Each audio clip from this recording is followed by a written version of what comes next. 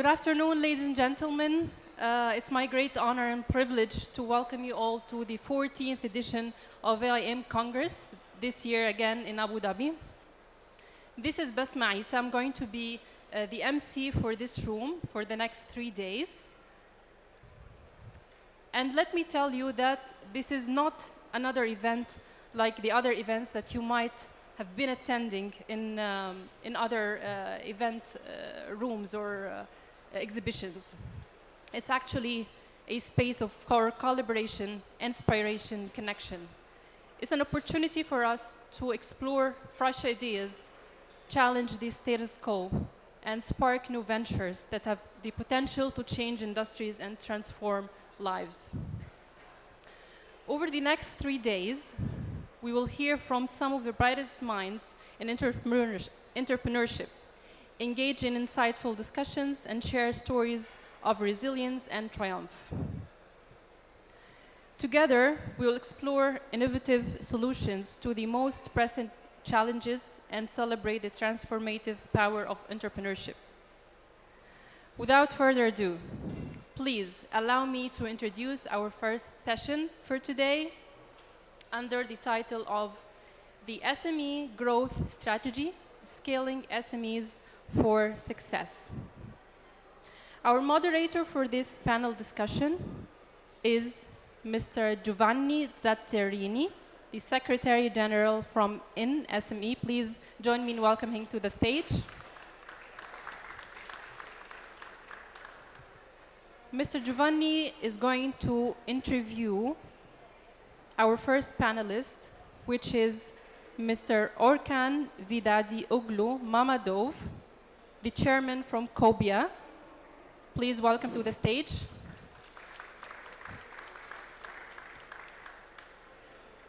Our second panelist for this session is Mr. Giovanni Ross, the Director General from Promos Italia. Welcome to the stage. Over to you, Giovanni.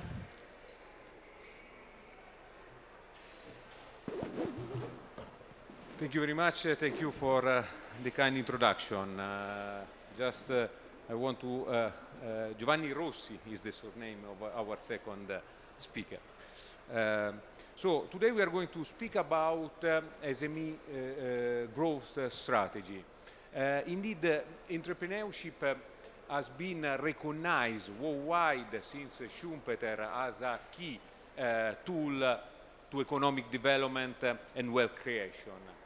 But entrepreneurship per se is not enough, is not a magic bullet, let's say, because the impact entrepreneurship might have on employment and economic development depend on the size of a company. So we have to look at high growth firms and scale up firms. Those firms are companies able to grow fast in a very short time period. From the OECD, the exact definition of high growth firms are those companies with an average annual growth rate more than 20%, considering their revenues or their employees. So these are the companies we are looking for, and policymakers should focus on such target because the impact they might have on employment and wealth creation. Obviously, to identify scale up is difficult from a governmental point of view because it is a transitional phase. Instead, government should, on the one hand, identify the condition in the ecosystem to support new ventures and already established small and medium-sized enterprises to grow and to scale up. On the other hand, it is important from a governmental point of view to identify such triggers, such drivers that could lead to company growth in their size. And these are mainly innovation, product and process innovation, as well as expansion in domestic market as well as in international market. Such opportunities for governments could be crucial in support those champion companies and help them to scale up. These are just a few points I would like to discuss today with our esteemed speaker. We have Orkan Mammadov, the chairman of COBIA, the agency for small and medium business development from Azerbaijan, and I want to highlight that Azerbaijan last year hosted the COP29, and we jointly, together with ISME, the International Network for SMEs, the organization I'm in charge of, we signed the declaration on Baku Climate Change Coalition for SMEs Green Transition. So welcome, Mr. Mammadov. And I also would like to thank and to discuss with Giovanni Rossi, General Manager from Promos Italia, that is the internationalization agency of the Italian Chamber of Commerce. And with the previous background as a head of business in ENG, and I also would like to thank him to join this session. So, starting with him, Giovanni, please, I would like you to discuss this point, and in particular, what, from your experience and expertise, what are the main obstacles, the main challenges for a business to scale up, and which are the main conditions and policies that government could put in place in order to support them properly?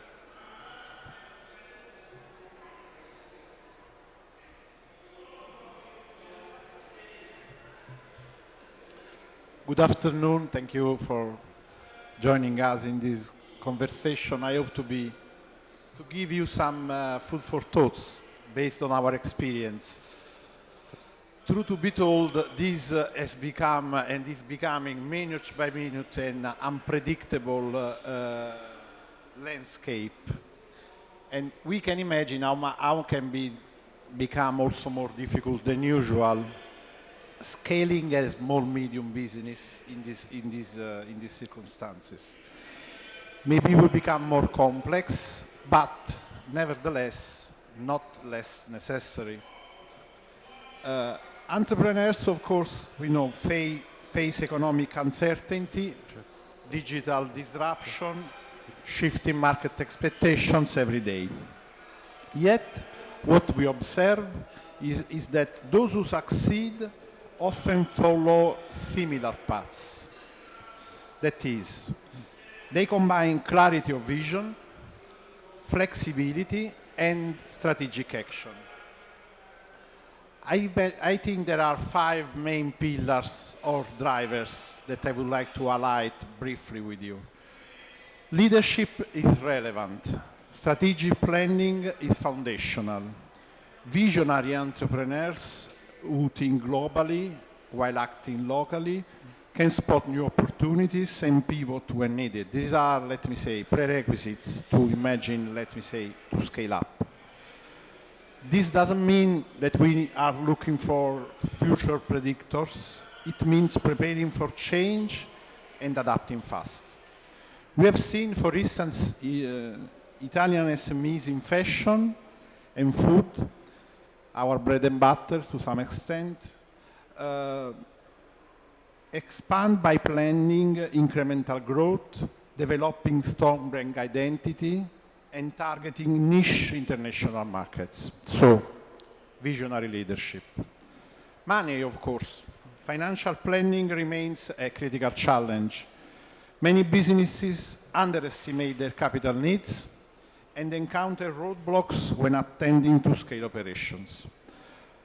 Public instruments that we observed in Italy and Europe and a dedicated SME guaranteed fund for banking credit or European-backed financial support mechanisms, we have observed how these mechanisms effectively reduce risk and open access to credit. But businesses also need to plan. They must be aware. They need financial awareness. Plan funding before growth outpaces their structure.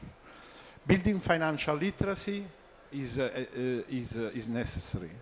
Tapping into export finance or crowdfunding can help SMEs prepare to grow. So, finance and literacy. Third, for me, innovation and technology adoptions that are, of course, major scale accelerators. SMEs that digitize internal processes, adopt e-commerce, or use automation are more productive and scalable, we know. Innovation doesn't always require large investment. This is the good news. It starts with identifying operational pain points, effective needs, and applying digital tools where impact is greatest. During the pandemic, SMEs, supported by us, for instance in Italy, launched very instantly these online platforms that helped sustain and grow export sales even when traditional channels collapsed. Scale is also a matter of operations. Scaling requires organizational upgrade. Many firms try to grow while maintaining the same lean structure. This causes bottlenecks and burnout. Growing a medium and small business need to empower mid-level management, redefine roles, and create internal processes that support delegation and shared accountability.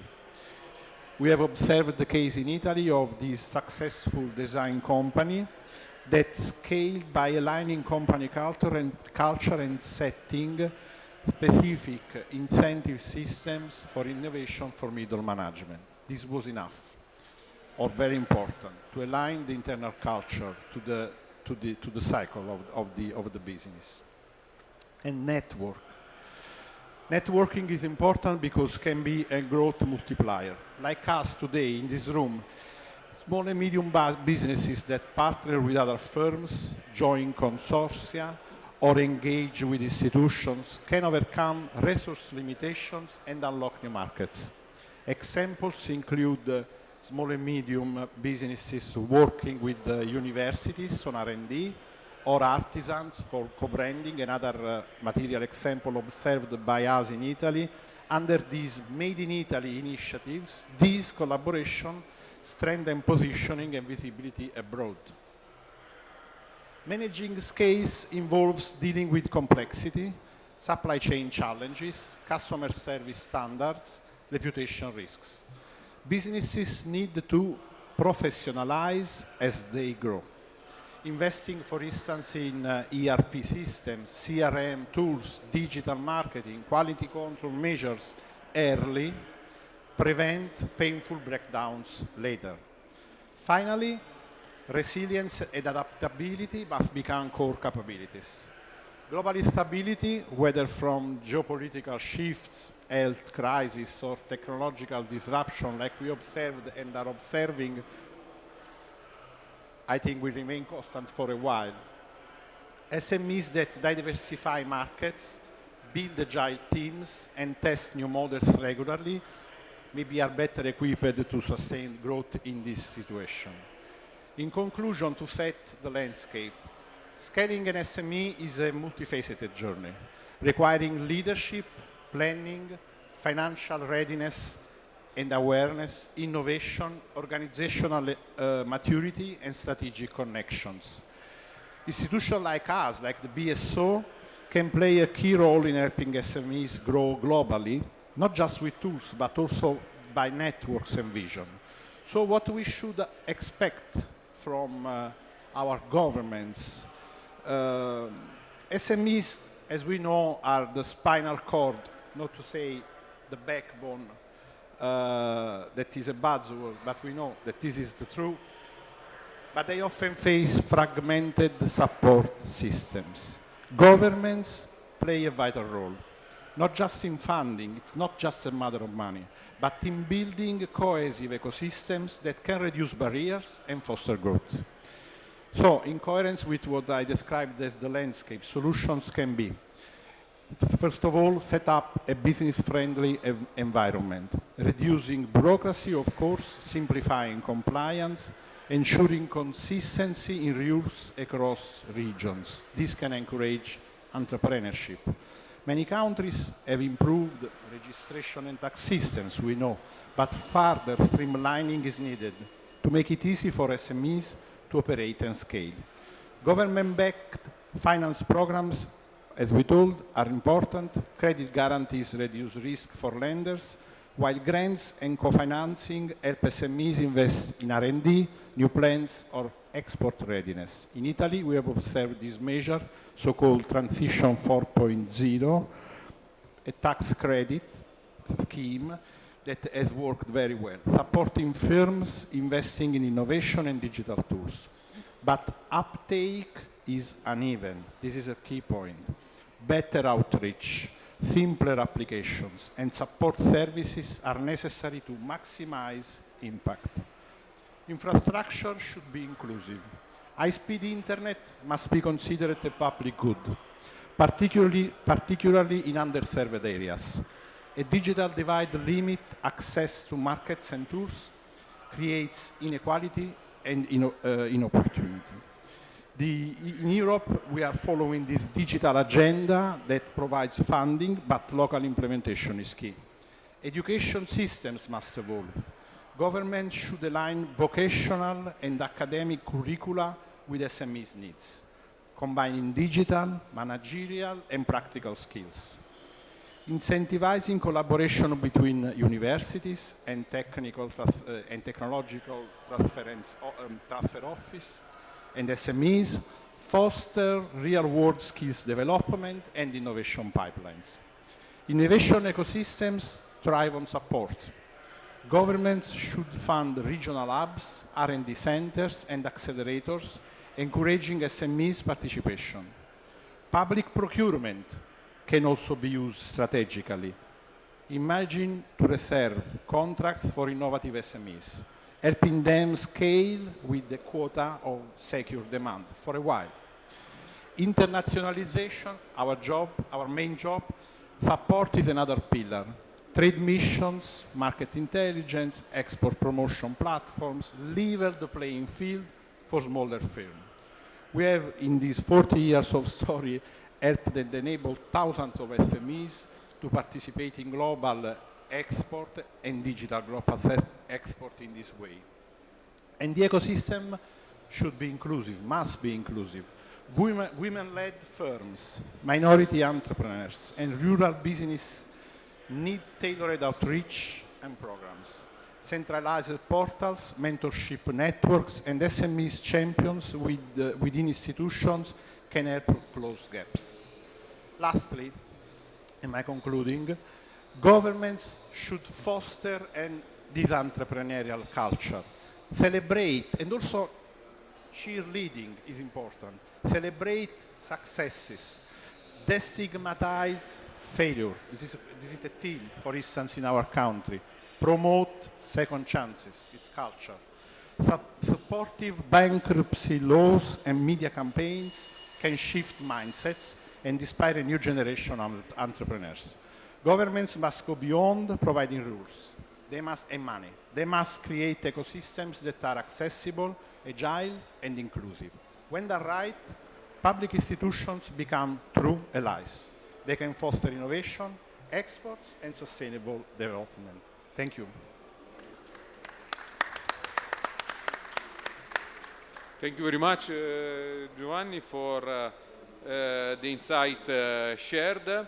I want to, in particular, to highlight a message very important Mr. Rossi delivered, that scaling is a stage process.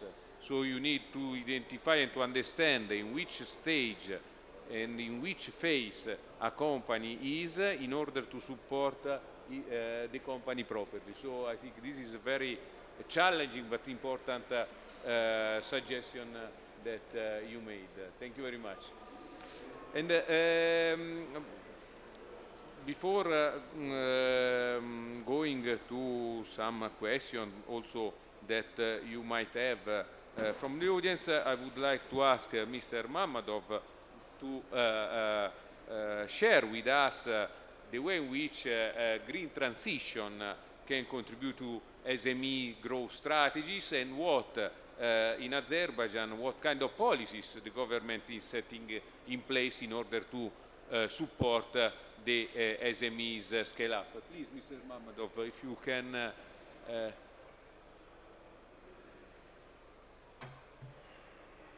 Thank you very much, Giovanni, dear friends, dear colleagues. First of all, I want to greet you all on behalf of SME Agency of Azerbaijan and myself. I'm also glad to see our old friends as our reliable INSME partners. It's a pleasure to be for us part of AIM Congress once again, and of course these events give us a great opportunity to connect with colleagues, build new relationships, and explore new opportunities. In Azerbaijan, like in many other countries, SMEs make up more than 99% of all registered businesses. And to improve policy and support in this sector, the government created SME Development Agency, COBIA, in year 2018. One of the first things we did was redefine what qualifies as an SMEs in our country, SME gradation, and we looked at the global best practices in the world and updated our classification, even introducing a new category for our SMEs. And this helped us to provide more targeted and effective support to our businesses. In year 2022, in Azerbaijani parliament passed a new law on the development of SMEs, which laid the groundwork for long-term development in this particular sector.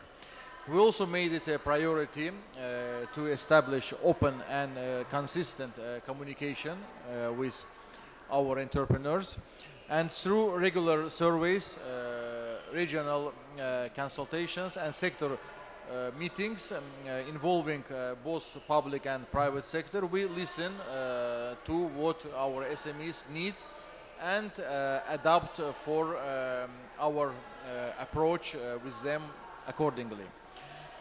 And of course, as a result, COBIA has developed a number of tailored support tools, introduced it to our SMEs, and also we created some organizational models to improve service quality for businesses and outreach.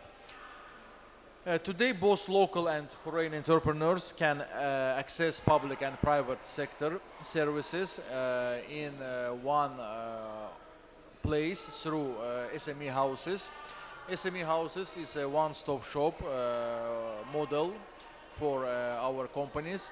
Last year, this model of our SME house gained international recognition when the OECD's Center for Research on Public Sector Innovation listed it among top innovative practices globally. We are also about to launch an eSME house, a digital platform that will provide also the services for SMEs in online platform. In addition, we created SME Friends Network, which operates through and across our country, Through this network, we help SMEs to find appropriate partner, identify projects, and rightly connect with government institutions. Also, we created SME development centers. SME development centers provide free training, consultancy, mentorship services for SMEs, and these centers are run by private companies to ensure high quality services. We are also set up the SME Model Factory and the Startup Development Center, special facilities designed to help businesses grow and improve their process. Beyond all of this, of course, we support businesses with local market research, with some access to retail networks and participation in domestic and international exhibitions, which is also important for our businesses. And to encourage innovation and collaboration, we also issue startup certificates and SME cluster certificates, which also provide some tax benefits for our businesses. It is worth to say that together with AIM we can organize and we also organized the second time national startup competition, and now the selected startups from Azerbaijan is also presenting here with their projects in startup zone. Regarding your second question about how green transition is positioned and contribute into SMEs growth strategies and how it can be possible in our country. SMEs, we know that they have untapped potential when it comes to green economy. And while climate efforts have mostly focused on large companies, the reality is that SMEs make up around 90% of businesses globally and 70% of employment. That means their role is sustainability is absolutely crucial.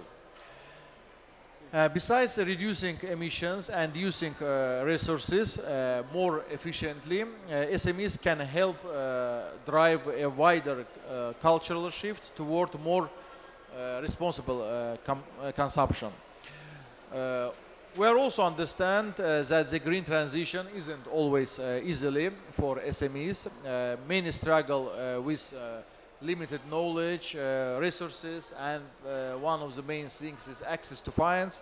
All these big problems now for SMEs regarding to green transition, and that's why global cooperation across the entire SME ecosystem is needed to make this shift possible.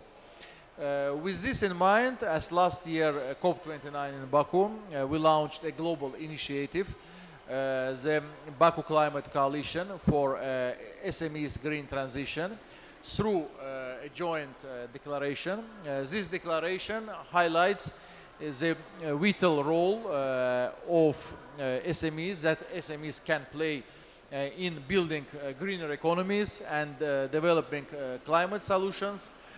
It calls on institutions and individuals to support small businesses as they adapt to climate challenge and take part in this green transition. One key proposal under this initiative is to set up a green SME resource center in every country. These centers would act as a national focal points to provide SMEs with access to knowledge, technology, and finance for achieving net zero goals. So far, around 50 foreign and international organizations, including the international networks for SMEs, have joined this coalition, which is also important for us. And I'd like to use this opportunity again to invite everyone here to supporting these initiatives by endorsing our declaration. In addition, several broader frameworks are helping guide this green shift. And one example is the growing focus on environmental, social, and governance principles, ESG. And our agency is actively involved in shaping Azerbaijan's ESG direction. We lead an ESG subgroup under the Commission on Business Environment and International Rankings in Azerbaijan government, under the Azerbaijan government. And last year, this subgroup launched two key tools, a national digital ESG platform and national ESG standards. Thank you very much. The platform called ESG Hub brings together ESG information, resources and services that can make it easier for businesses to connect with experts, and to, of course, to attract investments and align with global standards. Also, I want to share with you that our national ESG standards based on ISO guidelines, and it's among the first of their kind. So, Thank you very much. Thank you very much. I receiving signals that we are running late already. Even if we started the discussion, I just would like to highlight one point that is clear. Supporting structure within a national ecosystem matter. All the services you highlighted, both you and Mr. Rossi, are crucial to support the scale-up of